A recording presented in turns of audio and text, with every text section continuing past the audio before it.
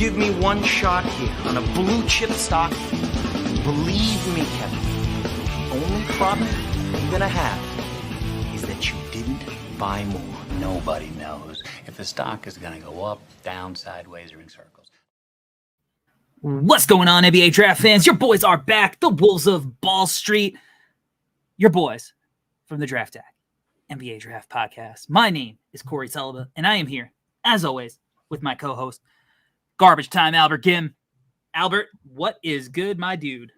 What is going on? It's a good day. It's a good day whenever we're sitting talking about basketball. It means we're living a blessed life, dude. I'm excited. I'm ready to talk about a guy who, I don't know, Corey. Is his stock falling? Is it rising? I don't even know. I feel like he's almost becoming the forgotten guy in the discussion of the top guys. So I'm excited for us to talk about him and maybe get him some more love, some more publicity. I don't know what, but I'm ready to go.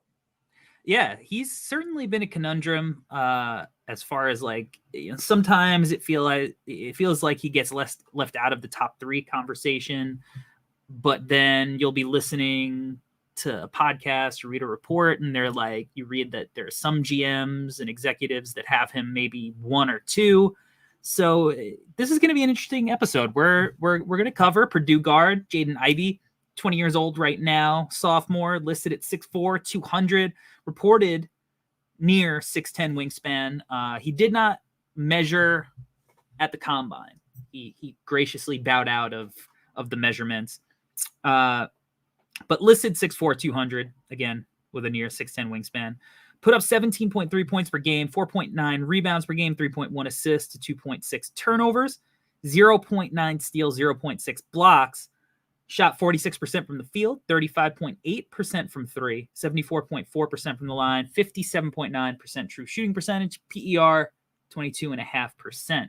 You mentioned his stock price. Like, is it rising? Is it falling? Well, if we go look at where it was preseason, he was 12 on ESPN, 20 at SB Nation, 14 on Bleacher Report, 13 on Basketball News, 11 on Tankathon. That was an average price of 14. He came in at number 11 on the Draftdaq IPO. So he was outside of the top 10 entering the year. But then as the year started, the months went on, he very quickly rose up boards, especially as some of the other prospects, Peyton Watson, Jaden Hardy, Caleb Houston, Yannick Sosa, all kind of faltered out of the gates. And he currently is ranked 4 on ESPN, 4 at The Athletic, 4 on Tankathon, 4 on Bleacher Report, 4 on The Ringer, 4 at No Ceilings, 3 at Basketball News, and 2 at Sports Illustrated. Average stock price 3.6, ranked 4 in the May Draftdaq update. So what's interesting is you mentioned, is he rising? Is he falling? It actually seems like he's been at 4 for a while. He has been the consensus number 4 guy. Shaedon Sharpe maybe, altered things a little bit in the conversation for a second there, but Jaden Ivey's stock has kind of held strong at 4 as of late. So what do you think? Is it too high? Is it too low? Is it just right? Where are you at right now with Jaden Ivey? I think it's fine. I think it's just right. I think it's just right because I'm excited to talk about him in more detail, but Ivey is a guy who, it's weird. And I brought it up before, this whole stock thing, because I feel like right now, as more casual draft followers, or everyone's getting more into the draft, the focus is obviously going to be on Jabari and Paolo and Chet, and fairly so. But the interesting thing is, as those guys are gaining more attention, it feels like Ivey is kind of getting lost in the weeds. And Ivey is a guy who I think deserves to be in that conversation. Now, I'm not saying that he's the second best player in this draft or anything like that. I think we know of people who love Ivey and who I think have him in that range. Like, shouts to Hawks draft, right? To Simon. To be honest, to be fair, Simon's the one who put us on. I feel like, he's way early on. Yeah, super early on Ivey. And to his credit, like he was right. Like Ivey turned out to be a really, really good college player and had a phenomenal sophomore season. So for me, when it comes to Ivey, I think this episode's going to be good for us to kind of break down how we really feel about him and kind of give him hopefully the credit that he deserves, but at the same time also be critical and objective about the areas where we think he can improve as well. I've been really perplexed by Ivey because there are times where I've had him at number 2 on my board. Right now, I believe I have him at 4 on my board. But he's not 4 in the order of like the consensus grouping. Like, I don't have the Chet, Jabari, Paolo 1, 2, 3, and we're going to do a big board episode later in the week. So I'll get into like, where I have guys ranked, but he's at 4. I don't feel good about it, but I don't feel bad about it. I'm a little confused by him because I could easily see him exploding when he gets to the league. Maybe not right away, because I think that shooting guards have a little bit of time adjusting. You saw it with Jalen Green this year. You saw it with Anthony Edwards the year before. These explosive, buckety guys, they take a little bit of time to kind of figure out their game. I don't think he's going to be much different. I think that, and we'll talk about comps later, but obviously like the Ja Morant stuff, like Ja came in and kind of read the game really quickly right away and was able to leverage that crazy athleticism that Ivey shares and become this like really positive playmaker right away. Whereas I don't think Ivey has the same playmaking chops that Ja has, the same natural ones. And we'll talk about the playmaking. I do think he has it, but I don't know if he has the same playmaking chops.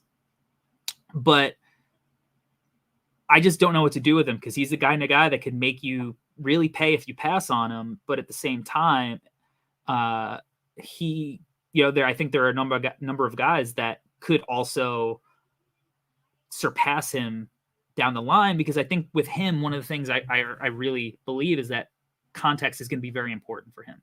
Team structure, what he's allowed to do early on versus, some of the spots. If he were to jump up into that top 3, I don't necessarily feel comfortable with any of those spots for him as the ideal situation for him to grow. And not to say that if he doesn't go to the ideal situation, he's going to be a bad player. I don't believe that. I just don't know if he is going to actualize his potential if he goes to the wrong spot. So before we talk it out, I'm going to ask you this question. Sure. And I looked at it, I thought about it, and I don't have an answer. Oh. If you had $10 to invest in Jaden Ivey, Johnny Davis, and Shaedon Sharpe, how are you spending your $10?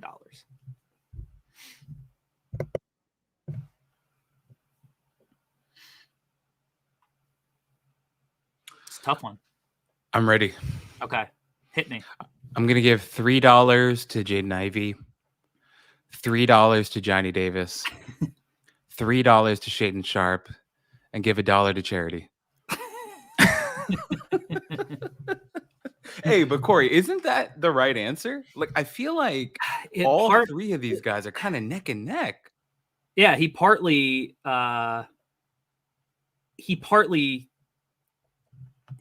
it feels right. I'm gonna they are neck and neck. Yeah. I'm going to give, and it sucks because I can't wait to do the episode on Sharpe, but and a lot of my final Shaedon Sharpe opinions are going to be based on intel, right, that I get.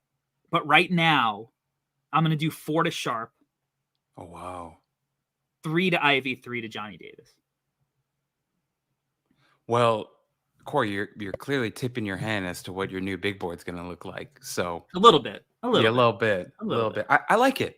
But Corey, I want to ask you something before we get into like the nitty gritty of Jaden Ivey. There's something that you brought up that I thought was really, really good and important. Okay. You mentioned context, right? And you said you think Ivey's ultimate outcome is going to be a lot of that is going to be based on where he ends up. Right. Or you think it's going to have a strong influence on how he ends up as a player. A lot of prospects are like that. Correct. So my question to you is, and it's not even like a counter, but I want to get your thoughts on this, because when I look at his context at Purdue, I hated it. I absolutely hated it. And Corey, when you tell me we're covering a prospect, I go back and I watch these full games, and the way that he was, and the way that he was utilized at times, it was like, what the F? Like, it actually made me so angry. Like, I was watching one of the games, obviously had to watch the game against Iowa, right? You want to see him on the same court with Keegan Murray and whatever. Right. I'm watching, and it's like 3 possessions in a row. The play calling is have Jaden Ivey sit in the corner and run a bunch of screens on the other side, right? A bunch of motion, and then eventually get the ball to Edey, and then he'll fucking throw up like some hamburger at the rim, right? And I'm like, okay, cool. So they do 3 possessions of that. Then off a miss, Ivy goes down and he's like sick of it, I think. He looks like, hey, I'm tired of just sitting in the corner. Goes and rips a rebound, comes down the court, and he calls Eddie out. Says, hey, come up here. Get the hell over here. Runs a high pick and roll. He goes 900 miles per hour at the rim, gets a bucket. Finally, after 4 possessions, he's getting a bucket. He's getting a shot at the rim. Next possession, they get the ball back, and the coach goes, that was nice, but let's go back to the 3 possessions where nothing happened. And I'm like, how are we supposed to fully evaluate Ivy as a prospect when they're running that type of nonsense? So my question to you, Corey, is I feel like the context point that you brought up was awesome. I want to ask you how you feel Ivy was utilized in his context, and do you agree with kind of my premise where I think it's really hard to evaluate him because of that? Absolutely.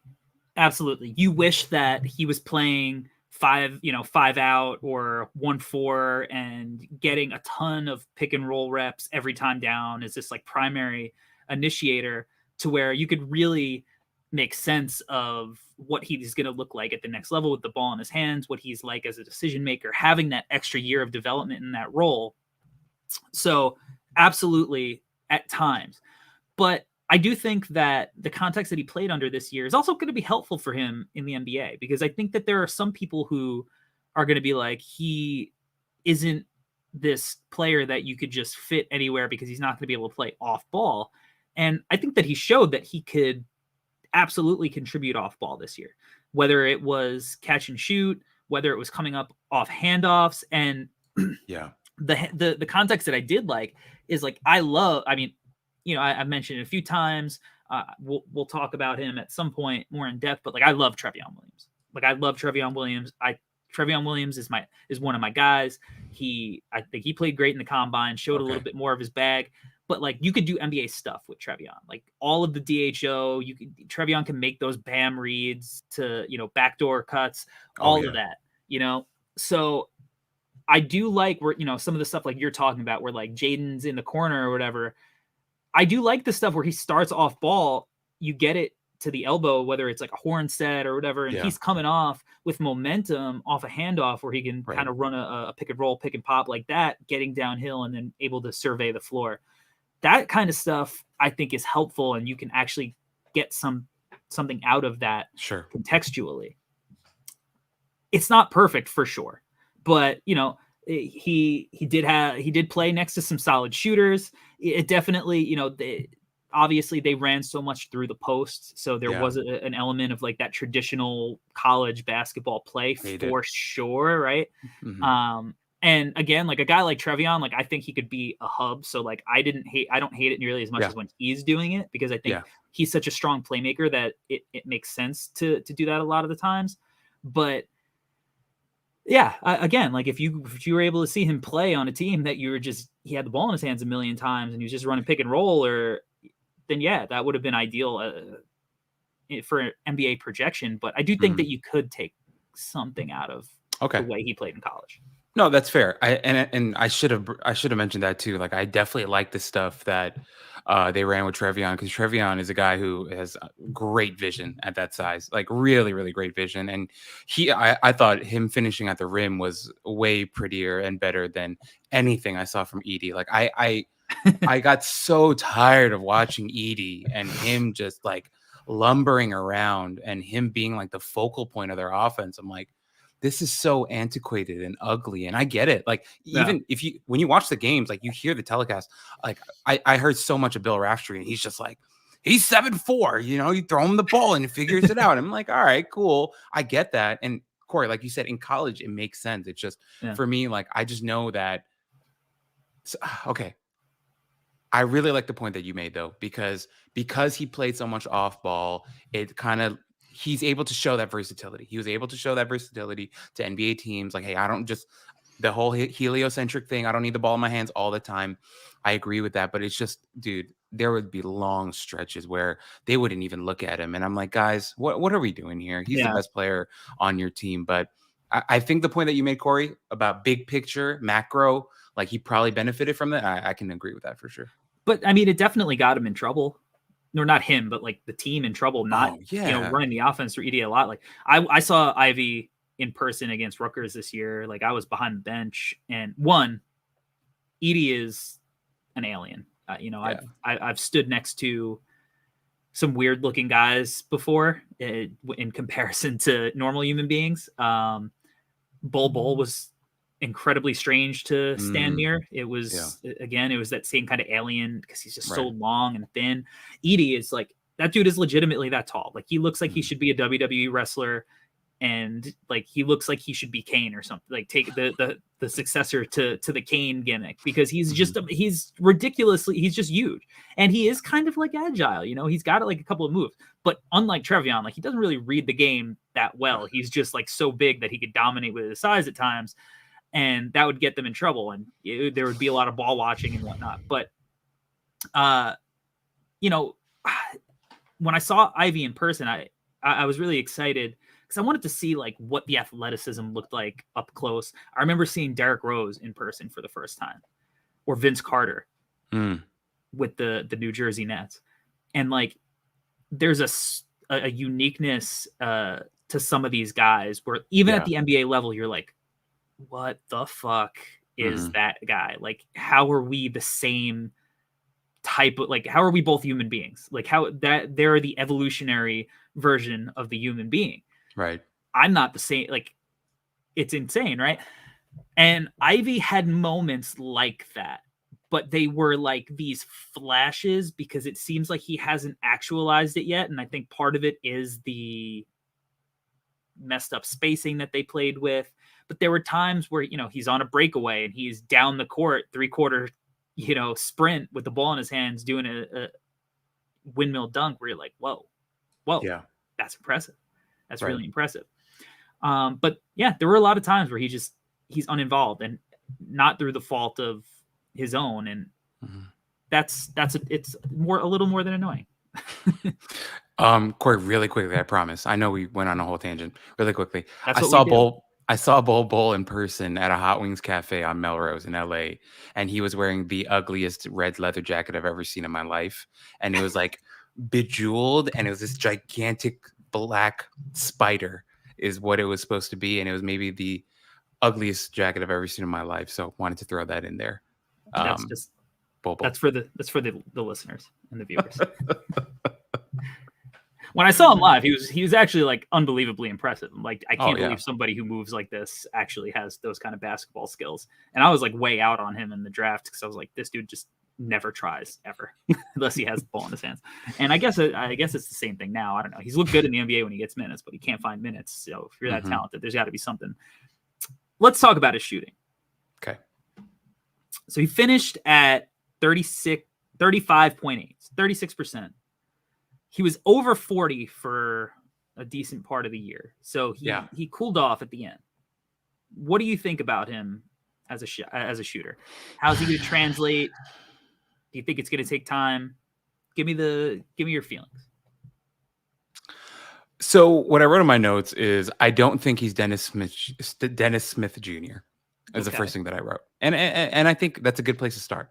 And please, guys, meaning don't like athletic freak who got exactly. Like an athletic freak who just could never figure out the shooting and is now just floating around. And I know, to his credit, he had some nice moments this year for the Blazers, but don't think that's going to have legs in terms of him having a very successful NBA career. But with Ivey, the thing is, there's some nice moments, man. Like, and you can see the growth from freshman year to sophomore year. So, okay, the overarching theme that I want to present with Ivy is that he improved a lot from year 1 to year 2.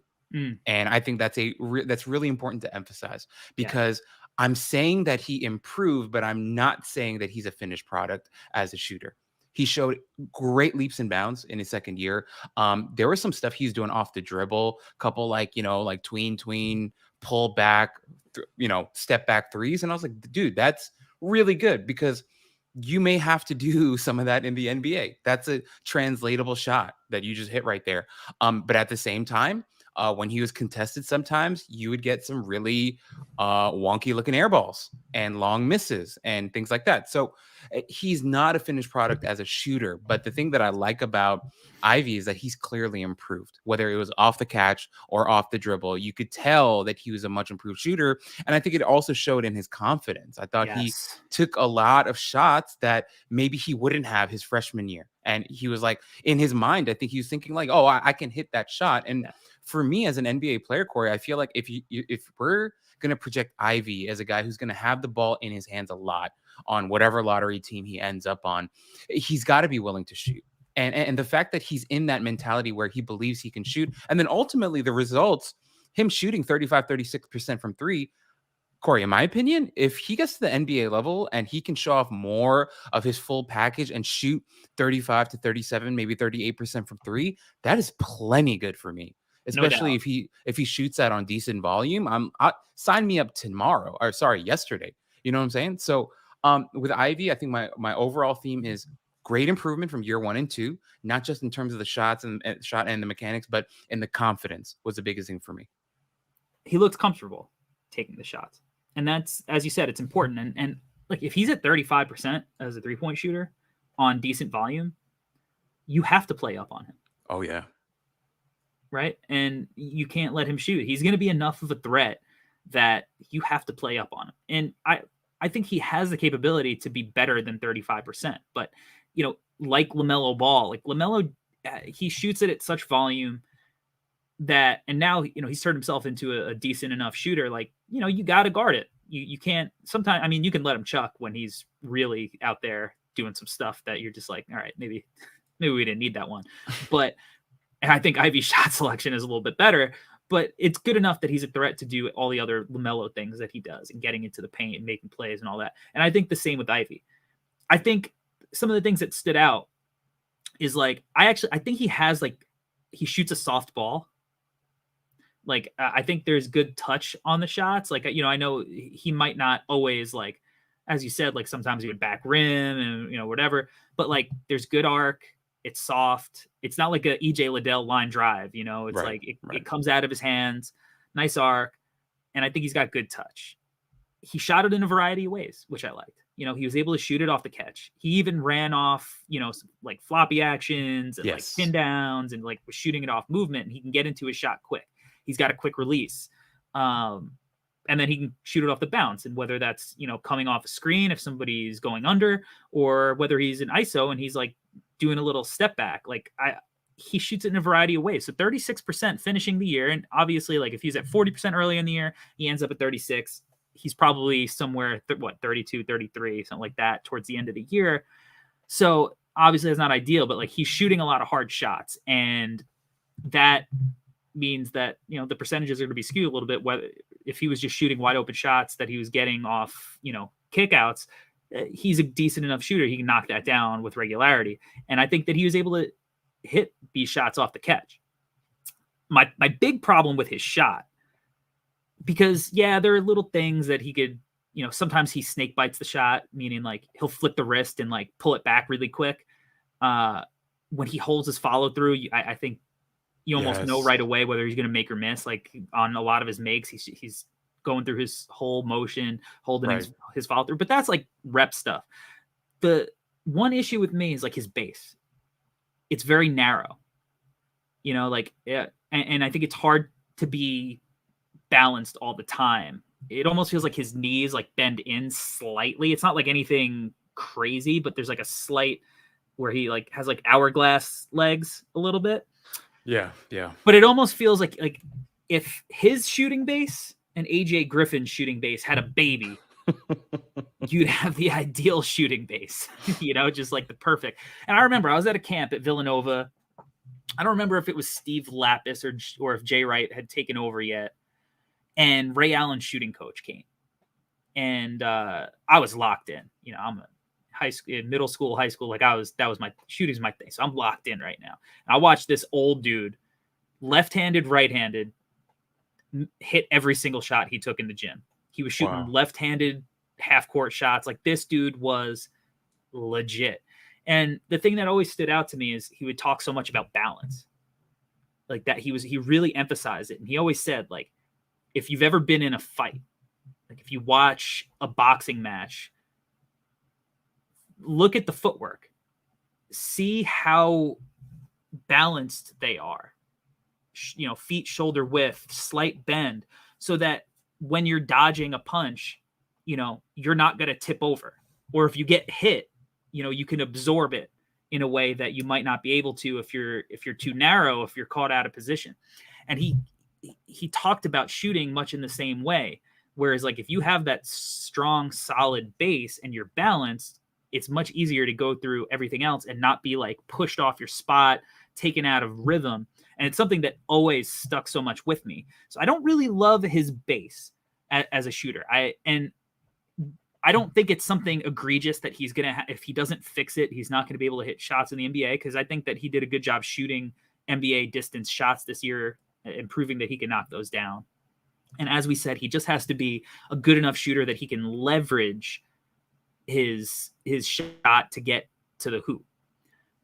But with that said, I do think if he wants to be like a superstar level player, it's something that he does need to work on a little bit. I would like to see him mix that base up a little bit.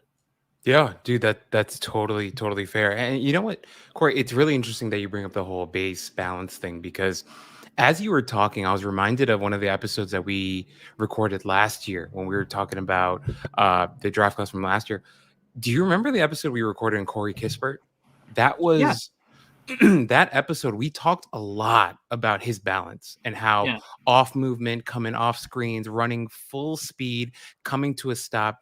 The reason why we were so high on Kispert as a shooter was because, and it wasn't really only because of how it looked, but how no matter what he was coming off of, it looked like he was always getting his feet set. And it always looked balanced, and it always looked like he was in a good position to hit a shot. And so I think everything that you said kind of reminded me of that conversation we had last year. And I think you're right. But the funny thing is, Corey, I think if Ivey, considering the role that we're expecting him to play and the tools and the gifts that he has, if he can figure out this base and the balance that you're talking about, we are talking about an absolutely terrifying player. 100%. A guy who don't quote me on this, guys. All you aggregators out there, screw you. But if he can get that going and be that type of a shooter, are we talking about a potential all NBA guy? I don't see why not. Because he has that type of athleticism, that kind of explosion. We haven't even talked about the rest of his game yet. But anyway, I'm with you, man. And it feels like, and the snake biting thing is, I really wanted to bring that up too, because I noticed that too. And Corey, I was going to ask you, this is me, obviously, as an amateur wanting to ask you, is it more, because I thought it happened more off of like really hard contests. Does that generally happen because of a hard contest, or okay. All right. 100%. Because you're trying to get the ball out. Right. Before the contest gets up towards your view, right? You're trying, it's like when you're really trying to, like, especially if he's coming off movement or something and somebody's chasing and he's trying to get it out quick for a quick look, that's typically when you see like those snake bite happens. And like when you watch Steph do it, it's like he's so otherworldly that it almost doesn't matter, because he's still able to go through all of his progressions so quickly. Even like Clay, the same thing. But they're like, even their snake bites where they're getting it out so quick, like they're still holding it like slightly. So it's like this weird phenomenon that's hard to explain, where like Ivey, he's not there, and nobody is. Those are two of the greatest shooters ever. But it happens, when somebody's playing up on you, sometimes when he's shooting in ISO situations, when he's, hitting those step backs, that's when he's kind of like, if he doesn't create as much space as he'd like, that's when he's trying to get the ball out quick, and that's when those snake bite situations arise. Got it. Okay. Yeah. No, I mean, you being the shot doctor, wanted to ask you because, yeah, I figured that's what it was, but I wasn't sure. I was like also wondering if it was like a habitual thing or whatever. But yeah, that makes sense. Yeah, and look, that's something that the speed of the NBA game, he's going to have to deal with, and he's going to have to work on. Now, the other aspect is that there's going to be more space, there's more ground to cover, so he also might have more opportunities where he can go through his full motion, especially if he's, if he is shooting off ball and off movement and some of the actions that he ran at Purdue to get him into spots. Now, the other thing I want to talk about with the shooting, I want to talk about the mid-range game. This has been something that has been up for debate for the draft community. It's something that's really interested the draft community in figuring out how to kind of project him going forward. So the mid-range, I left very optimistic, but we're definitely early. It's going to take time. Mm-hmm. Because to me, the biggest thing that stuck out is that he gets caught in this area and he doesn't know if he's going to shoot a mid-range shot or if he's going to shoot a floater. Right. So he gets stuck it's a decision-making issue more than a mechanical thing for him. It's like he's coming off, he's at the free throw line. Like, is he going to do that little 2-foot push floater or is he going to go into his midi? That's kind of my big issue, because I think that he showed some flashes of like coming off the screen and pulling up, and even on when he missed it, like it looked good. And a lot, even some of the shots that were like off balance, whereas like he's doing like the Reggie, like it looked good. Like I can project that going forward. Coming left, like I think he looked good. Like a lot of shooters like actually prefer, pulling up, going left because it's easier to go into that motion.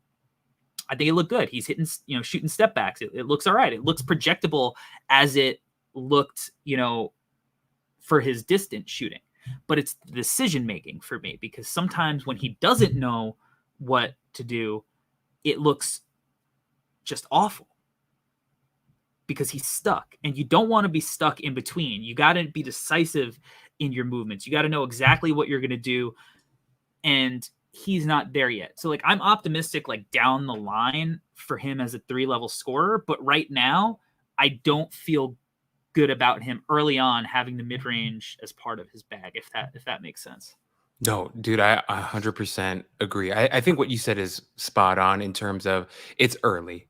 And I think it's early because, Corey, correct me if I'm wrong, but I feel like he struggles the most when there's a hand in his face. And that should be the case for most people, typical.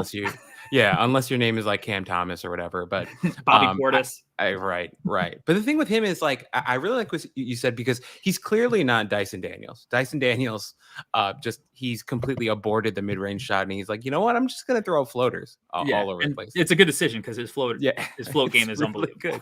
It's really good. But I'm with you. I think it is kind of him being in between those two options. But clearly, like, you can tell it's still early, because when a defender really gets up on him and crowds his space, that mid-range shot is a little rough. And Corey, you being the Rutgers guy, I've been waiting to bring this up to you because I keep freaking forgetting to ask you. This guy, number 22 on Rutgers, what's his deal? I like this guy a lot. He can't score for his life, but I really like him as a defender. I was watching Keegan film the other day, and I was watching a bunch of different guys, and every time I'd see some Rutgers game, this guy 22 on Rutgers is a problem defensively. He's tough as nails with a good NBA. He's got a nice NBA frame, and he would like cause problems for these guys. But there's this Rutgers game where, yeah. Am I crazy? Is he not that good of a defender? But I'm just gassing him up. But I don't know.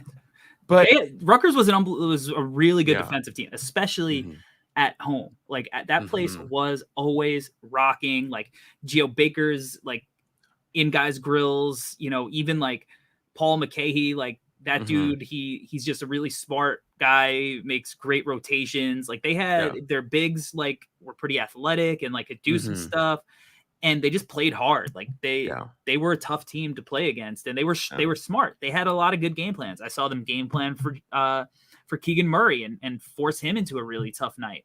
So yeah, for sure they were tough. They were tough. So I wasn't off base on that, but anyway, that 22 guy, he can play defense. I really enjoyed it. But anyway, watching the Rutgers game, Ivy, when he played the Rutgers, he really struggled against that guy and a bunch of their defenders, where they were really on him and they were getting in the stands and staying in front of him. And even on drives, they were using their physical, they're bigger than him and they're staying in front of him, using their chest, staying in front of him, a lot of the Davion stuff. And when they would be in his space, he really struggled. And he threw up some UFOs and it wasn't the best. So, Corey, I think what you said is spot on. It's very early in the game for him, but I don't think you or I are saying he's a bad mid-range shooter. I think there's a lot there to like. And I think over time with more, because the biggest thing for me, Corey, is the reps. I just think he needs more reps. And I think whether that's off the court, whether that's in practice or wherever, I think he's just got to do more of that and add that to his game. But that doesn't mean it's not going to happen. So I'm with you. I like it. Yeah. And again, like he's so athletic that he's going to be able to make do without it. And the shot from distance is going to be effective enough, I think, that like he can allow it to take time as he develops as a full package player and still bring early value. Because I mean, that athleticism, like who in the class is in his league, right? As a leaper, sharp. JD Davison maybe, but JD Davison is getting mocked in the second round consistently. So who else is in his league? Like there's not really anybody full package, speed, hops, strength, like that combo, that athleticism, and that kind of leads you to like projecting him. We talk about the mid-range, and part of how you project him now is you think about like what's he going to look like in pick and rolls as that ball handler, right? Because with NBA spacing, he's going to be able to get to the rim, and yeah, he's going to have counters to when he's got a big and drop waiting for him, and he's going to have to make them pay with a floater or a mid-range game. But like there's going to be a lot of times that he's just too quick, even for the bigs, to get out and recover to him. So right. I mean, what do you think of him as an athlete? Like, is he in that God level tier, or is it just this class that he stands out to you? Sorry, give me 1 second. I don't know what's going on with my audio. Because he was really impressive in person. In person, being 10 feet away from him, he was able to go 0 to 60 in 2 seconds. I don't think that, it's hard to put him in that Ja Morant category. Yeah. But obviously like the athleticism that he shares with Ja, and, we saw the cut up of that video of them both being like just athletic outliers. And you see how like impactful Ja's athleticism and how quickly it translated. Like it makes you kind of intrigued that he's got this outlier gift. And we talked about outliers, last draft cycle in a different way. We mentioned like Alperen Şengün was an outlier because here was this kind of like mix of like traditional, and he was like a neo-traditional guy because he did so much of the new stuff, but he had all the old stuff. So it was different, but like, I think he does have outlier athleticism. Yeah, no, I definitely agree. I think the biggest thing that I realize is that, the speed, you mentioned the speed, verticality, that stuff is awesome. I wonder, Corey, I think I'm right in saying this. I think after 15 more pounds, he'll be even more crazy. Yeah. Like there were times where, and to his credit, actually, this is a perfect segue because I wanted to ask you about this because What did you think about his driving? Because I want to connect all this because I feel like the speed and the athleticism is crazy. He can get to the rim. What you mentioned, like when he goes against drop coverage, I think there can be a lot of times he's gonna get through that pick and roll, and the big just won't be set, and he's just gonna walk right past him and just absolutely embarrass him. So I'm with you on the speed and all that stuff. I think there were times when he'd go to the rim where I felt like he took contact well, like really well. Actually, I thought he bounced off stuff really well. But then there were also times where he would kind of get like pushed off a little bit, with the stronger guys. So wanted to ask you about that because I felt like there were times where I'd watch him attack the rim and think to myself like, hey, another 5, 10, 15 pounds might really, really help you here. And then one extra thing that I wanted to add was I also felt like ball security with him going to the rim sometimes wasn't great. Yeah. He'd get stripped a little bit. It would bounce off his knee. And I'm just like, oh, like that could have been a poster like 2 seconds later if you just protect the ball a little bit better. But I just wanted to ask you those two things because I think they all kind of correlate. Yeah. So like with the ball security thing, I think as the year progressed, he did a really good job understanding that he could play at multiple speeds and he didn't just have to be fast. And I think that kind of helps with turnovers when you realize like, okay, I'm wicked fast. Yeah. But also I don't have to use it all the time. I could go slow and lull people to sleep and then put the jets on and I'm out. And now I got you kind of standing up a little bit. That start stop. It's something that we liked with Davion last year where it was just like he would go upright, hit you with a hezzy, and then just boom and explode and he's out. And I think Jaden Ivey did a good job of that as the year went on. He would like snake screens and be patient and then get to the rim.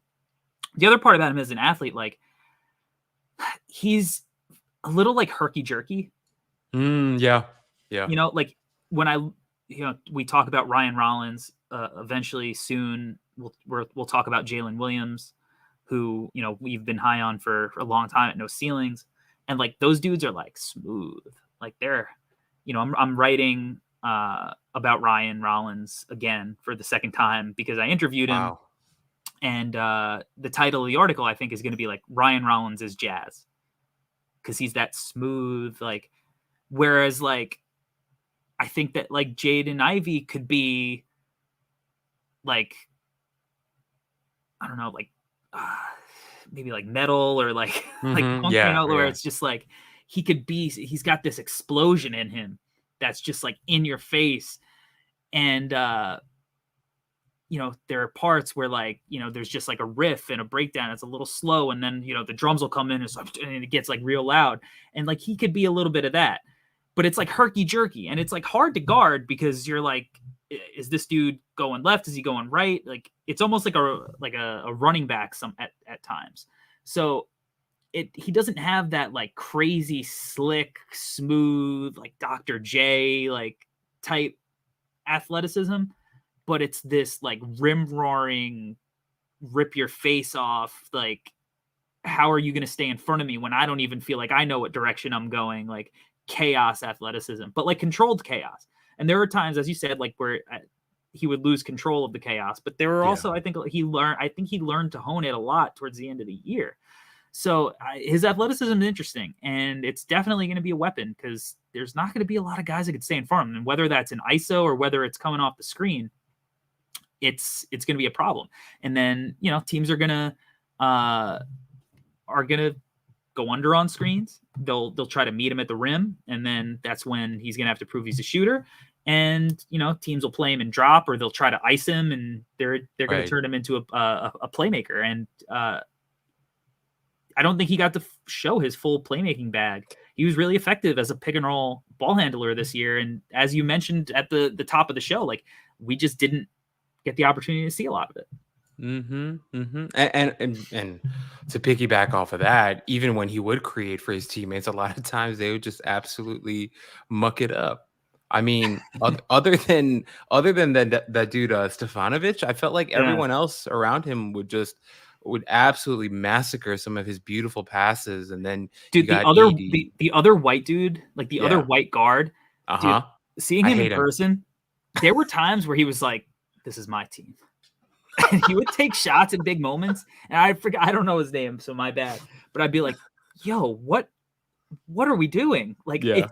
if I was coaching, I would like, you would visibly see me take a clipboard and break it over my Smash him. knee. Like, I would be livid. And there were times where just like in the worst moments, he would just be like, I'm a shooter, I'm getting a shot. Yeah. But that's an aside. Sorry No, for the sidebar. I know, I'm with you. I hated that guy. And Stefanovic, though, he not hit as a lot of person, big as a player. No, Yeah, Stefanovic that dude was a sniper. Yeah, that dude was a real sniper for them. And then, so anyway, overall, like I just, yeah, it was a little frustrating to watch Purdue play, and just considering, that they had Travion and they had Ivy, and it felt like it could have been and like more. Edey and Travion, neither of them are lob threats. Like, neither of them has that rim gravity that you want to, like, where you're like, fuck, I can't stay in front of Jaden Ivey and I have to back up and worry about recovering to my big who's going to throw it down. Like, if Ivy had, and again, like, I love Travion, but like, that's not his game. If Ivy had like Mark Williams, right? And you could, like, that would be really hard to guard. Yeah. If as a pick and roll partner, somebody who finished everything near the rim and you could just throw it up and let him go get it. And like, for sure, I envision that possibly at the next level, and then we'll talk about some of the fits, but like, there are a couple of spots where he might have that, and he might have some shooting, and it's like, wow, like, how are you gonna, what's your move? Like, how do you play it? You're just gonna hope he misses shots. Yeah, no, 100%. Like, there's a lot to like there. And then, obviously we're gonna get to the defensive part of it probably now, right? After one more piece of conversation, and also before we do, shout out to the chat, everybody who is here on the YouTube channel, No Ceilings TV, watching live. We got some questions about some other guys, thoughts on Paolo. We're gonna do a whole episode on Paolo. Don't worry. Do you think Caleb Houston's still a first round pick? Max Christie, higher on Max Christie than Caleb. Caleb might go first round. He might have a promise. Wow. I don't know. We touched on Caleb. I'm not a huge Caleb guy. I haven't really been in the beginning of the year. I think he should go back to college. But before we move on to the defense, do you think he's a primary at the next level? Yeah, I think so.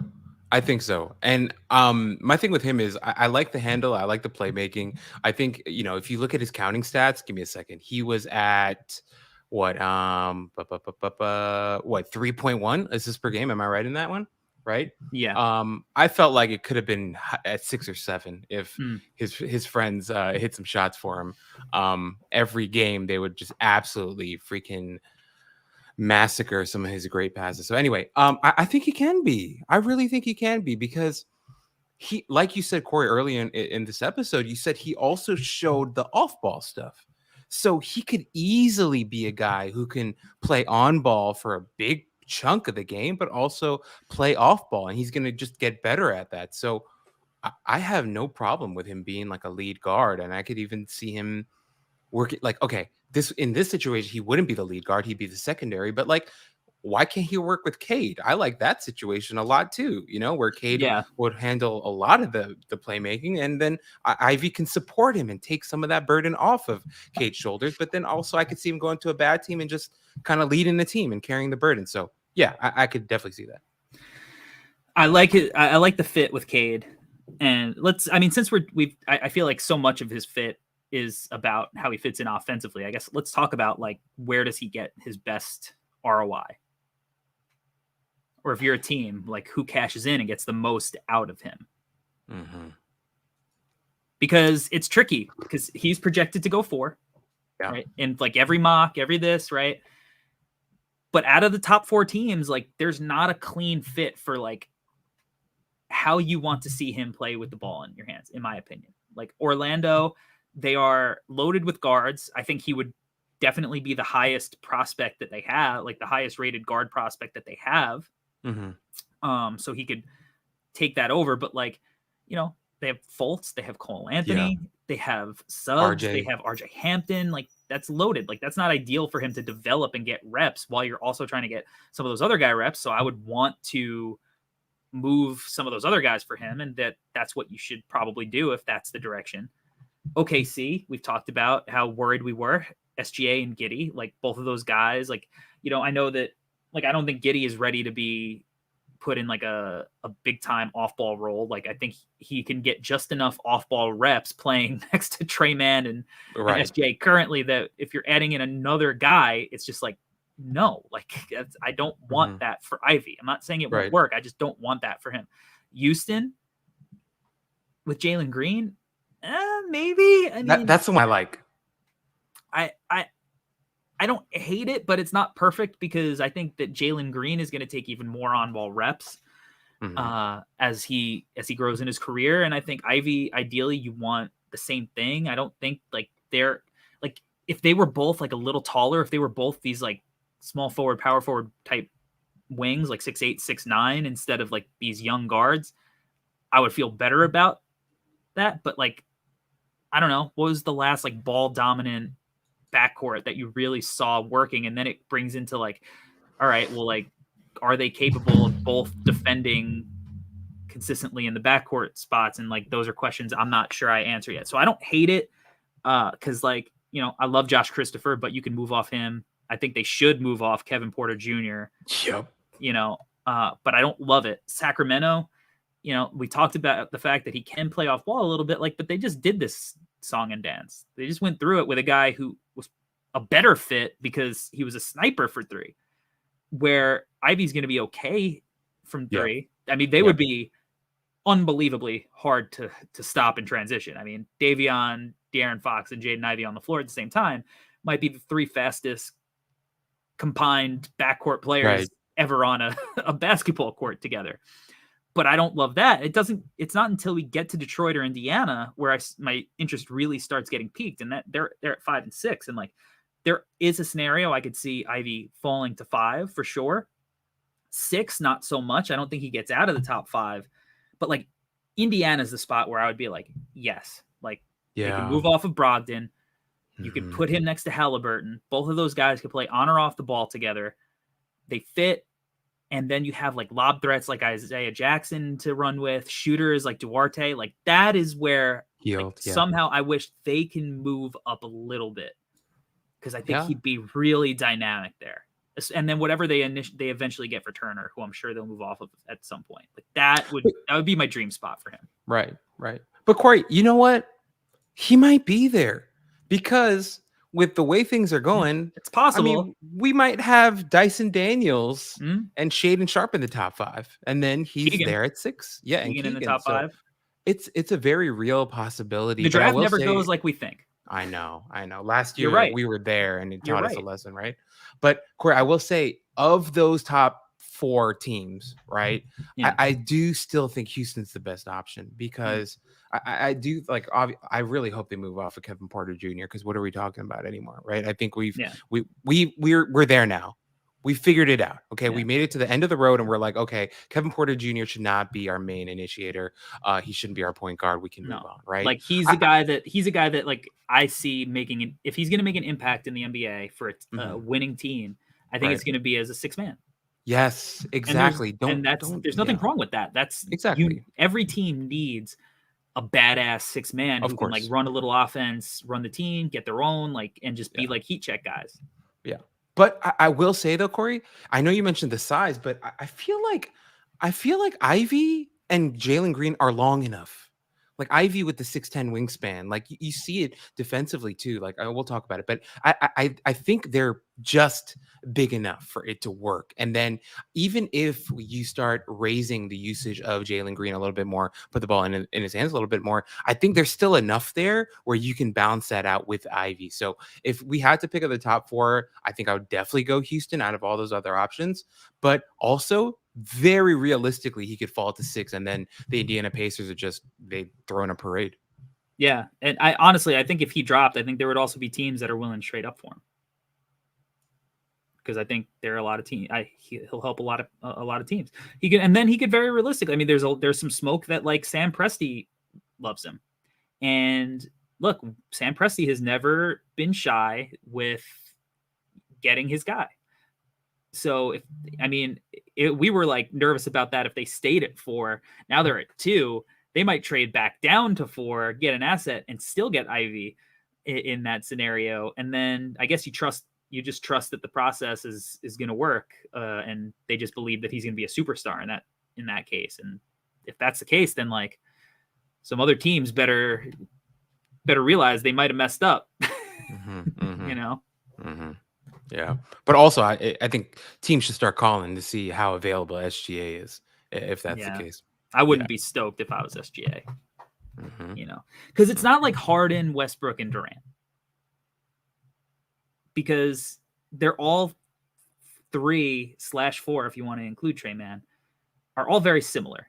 If you're putting Ivy on that team, they all share too many similarities. Where at least Durant was this outlier freak basketball player that was like could play on the ball, play off the ball so seamlessly at a position that was different than like what Harden and Westbrook was. And they brought Harden off the bench initially to kind of make up for some of like the ball dominant stuff. So like they're and that was fine with Harden at the time. He was like this, modern Ginobili guy.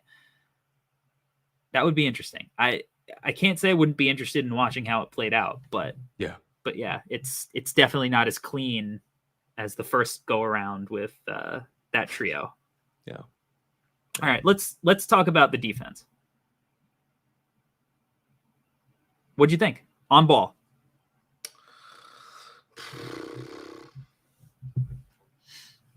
I thought he competed. Mm-hmm. I don't think defense is his strength. I like the length a lot. I thought against faster, twitchy guards, he struggled a little bit, but his length came back in and he contested some shots. I thought in pick and roll, obviously because of guys like Edey, they had to run a lot of drop coverage. I thought in drop coverage, and Corey, I think this might be a perfect opportunity for you to do some pick and roll defense one-on-one here for our listeners, but so you can even correct me if I'm wrong. But I thought in drop coverage, he did a really good job of trying to get through the screen and recover to his man and contest and make the shot more difficult, which I liked a lot.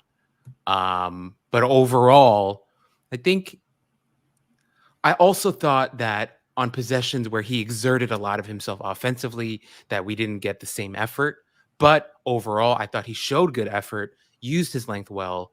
And in pick and roll, there were some good moments there. So what am I actually saying? I think he'll be a good to decent defender is what I think. Yeah. But I'm also ready for you to tell me when I'm wrong. No, I would agree with that. I think, and as you said, like in that drop, he'll get hit with a screen, right? And he's kind of getting over and trying to contest from behind. He's trying to get back into play. Yeah. I think my issue with his pick and roll defense at times is that he was, and maybe it was an issue with the bigs not calling it out early enough, or maybe it was an issue with him. It's something we'd kind of have to have a little background info on, but like really elite, like pick and roll perimeter defenders, guards, whatever, like they will try to anticipate and step over the screen early to kind of blow it up. The best pick and roll defense is not allowing the pick and roll to start. And that's something that, again, like Davion is excellent at, and he's a little small. Drew Holiday, Marcus Smart, like, and so that's one. And when he did that, you mentioned the length and like the athleticism and the strength, and like he is able to blow stuff up. So it's in there. He's capable of it. But there were times that he would get hit with the screen, and that's normal. You're going to get hit with screens. You can't blow every single pick and roll up. It's going to take everything out of you. And while he didn't have the offensive usage we wished he had, he did still have a big load to carry on offense. But he didn't. He did a good job when he did get hit with the screen, I think, of showing enough effort to at least try to get back in the play and contest. And, it doesn't always work out positively when you do that, but he did it. I think that when he's locked in, he could be great because he showed possessions where it was just like, oh my God, this dude, it's a little like Jalen Brownie, cause he's kind of like, even on defense, he's a little fidgety as a defender. I think his footwork, he is a little sloppy at times. It's kind of like his shot where it's like he gets a little too narrow, and somehow he's narrow but not fully upright at the same time. I don't know quite how to explain it. Because he fell for head fakes a lot too. He bit on pump fakes for sure. Yeah. But like I thought, and his steal number should have been higher in my opinion. But like but he did show times where he would have quick hands, and like he could strip guys, and he would anticipate when the shot was going up, or when he was really locked in and in front, playing with his chest, which, you know, is something we always say, we were so high on Davion last year, is when you play with your chest and you're not reaching, you're just like, you're putting guys in tough positions to get up really awful shots. And that kind of leads to like some blocks and strips and whatnot. I think that some of the bad stuff kind of showed when teams would try to like, when he would like try to down a screen or ice a screen, he would open up a little too much to where sometimes he wouldn't be able to cut, like he would open his stance to where he wouldn't exactly be able to cut his man off and slide back in front, because, you know, when you're doing that, you're trying to force somebody sideline and you're trying to force them into help, right? Yeah, right. So you kind of want to lead them into that help and force them in that direction. But when you open your stance up too much, you're giving them a lane. Sometimes he would do that.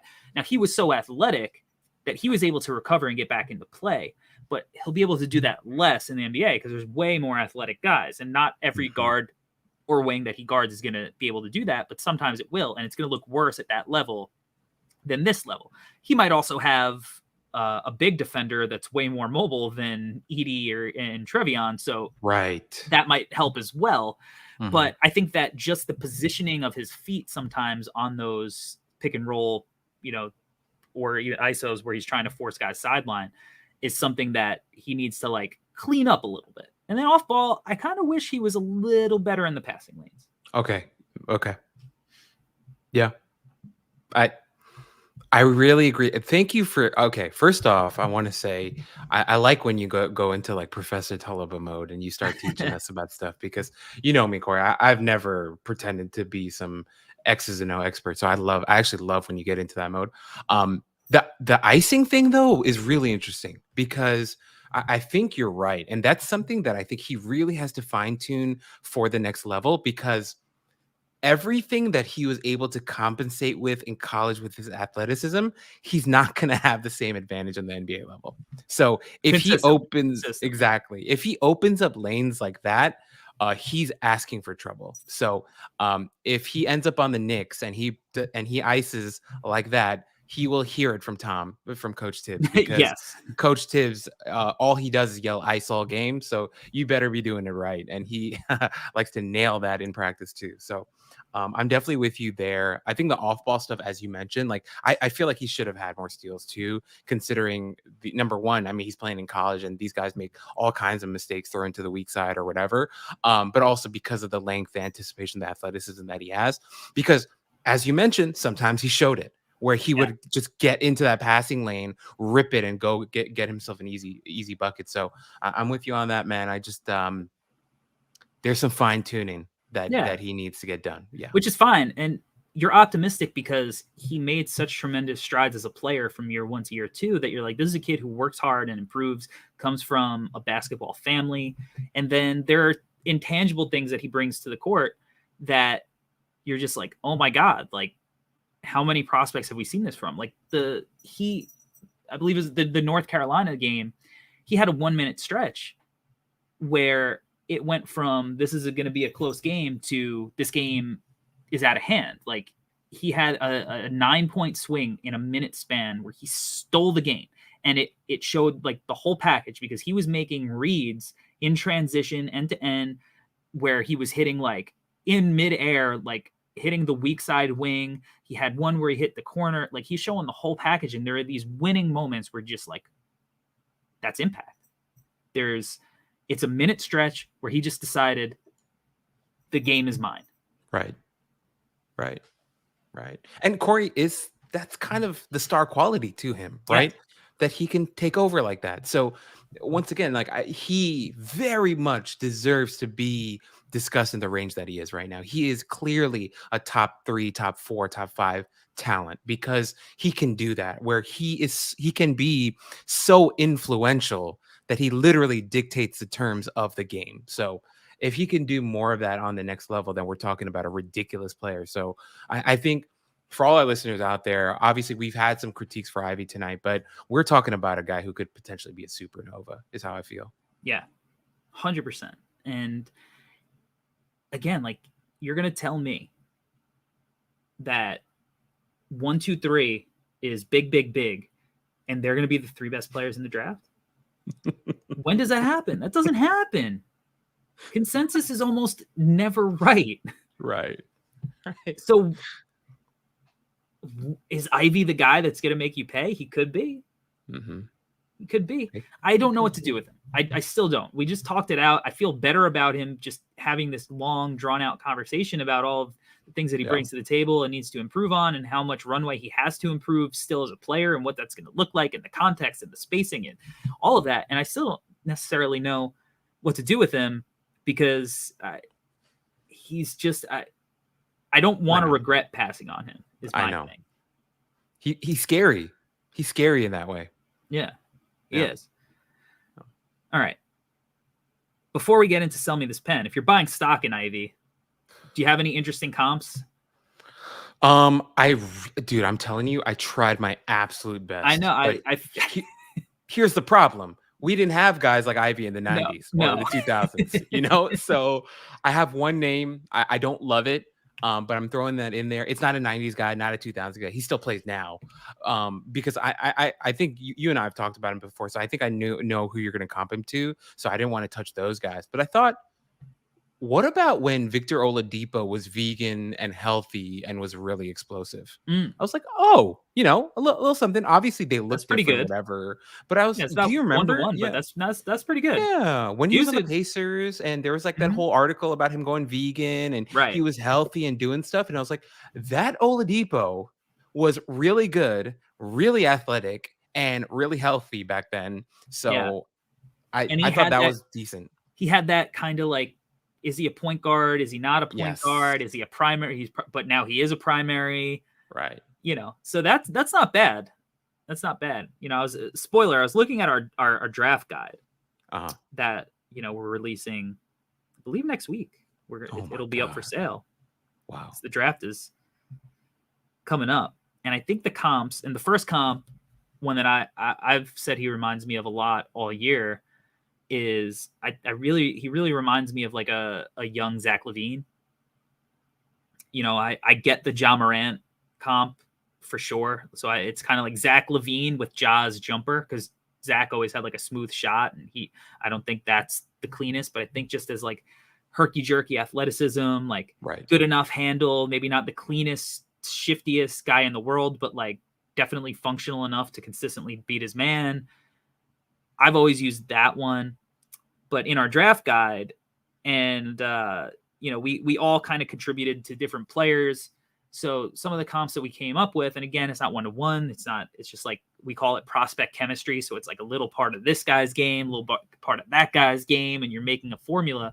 It was like Zach LaVine, John Wall, which I guess maybe for some of that like end-to-end speed and maybe potentially the playmaking. And then it was like a little Terry Rozier was the third one that we used. So that's kind of an interesting cocktail of players that I could kind of see if you add those guys up, you can maybe add a Jaden Ivey. Yeah. No, I think it's fair. The Rozier one kind of threw me off, but I get it too. I get it. Ivy. Okay. If we can kind of, I know we're wrapping up, Corey. I think the reason why Ivy is so interesting to us is because of the conversation that we just had. It's so difficult to find a comp for him other than like a Ja Morant, Zach LaVine type. Yeah. And if you start to think about the names that we're comparing Ivy to, it's got to make you think, well, maybe we're overthinking this guy a little bit. Maybe he's going to be freaking, I laughed before when you said wicked fast, 'cause I automatically thought of like, you think you're wicked smart? Yeah, I was like, I'm not from Boston. I said that, I'm like, why did I say that? But anyway, I think where we're getting to, Corey, ultimately is this guy's a freak. Yeah. There are not many people in NBA history like him. So maybe we shouldn't be afraid to use a top 3 pick on him, is what I'm starting to think. No, I don't think so. That's the Jaden Ivey conundrum. There it is. So to end the show, and again, shout out to everybody in the chat. Shout out to everybody participating in the chat, watching in the background. Shout out Mr. Ray. Shout out Kurt. Shout out Reg Dalla. Shout out everybody. I make music. Mm-hmm. Gangadar. Yes, sir. Mm-hmm. Sell me this pen on Jaden Ivey. I think there are a lot of people in the world who spend a lot of their time and resources collecting things that are rare.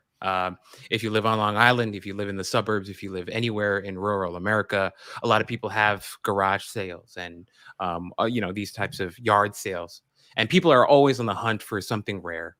If you're a Gary Vee fan, you know that he's always searching for things that are rare and valuable.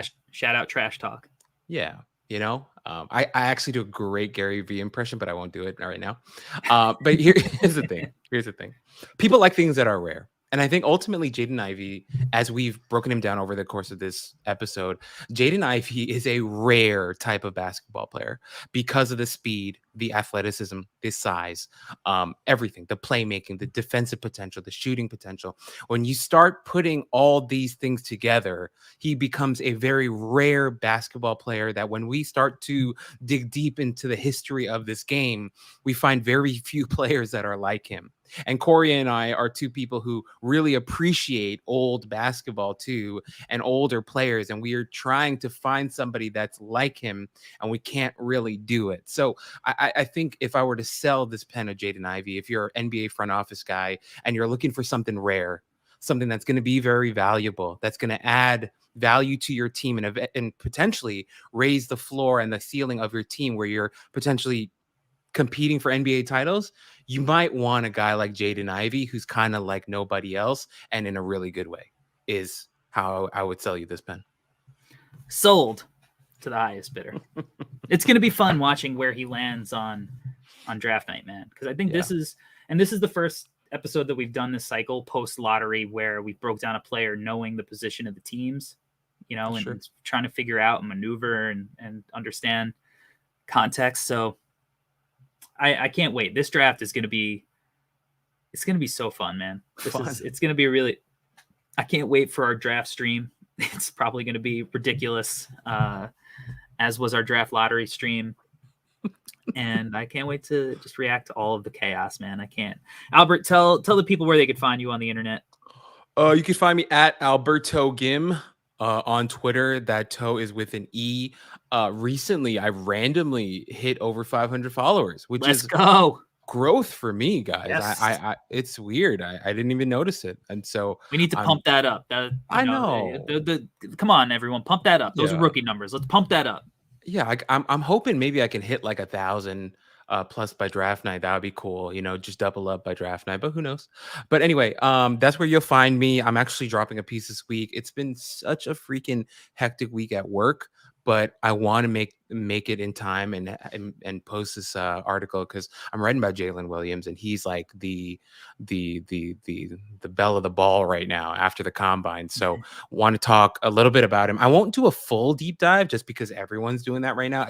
I kind of really wanted to just focus on one aspect of his game that I really love. So I'll be dropping that this week. Let's go. Follow Albert on Twitter. You can follow me at Corey Tulaba on Twitter, NBA Draft Dude on YouTube, No Ceilings TV on YouTube. If you're watching live, you're here. Hit that like button. You could find my written work. I'll be dropping something this week as well. Ryan Rollins interview that I touched on. I'll talk about how he played at the combine. So I'm really excited about that piece. And make sure that if you haven't yet, rate and subscribe to the Draftdaq NBA Draft podcast on anywhere podcasts are available. But hit us with that rating on Apple. Hit us with that rating on Spotify. Help your boys out. And, we're going to be back later in the week with another episode talking about and comparing our big boards. So you're going to want to be locked in for that. And you got to subscribe so you get that notification that a new episode just dropped. So until that time, y'all, appreciate y'all for rocking with us. All the support. We out. Peace. Peace.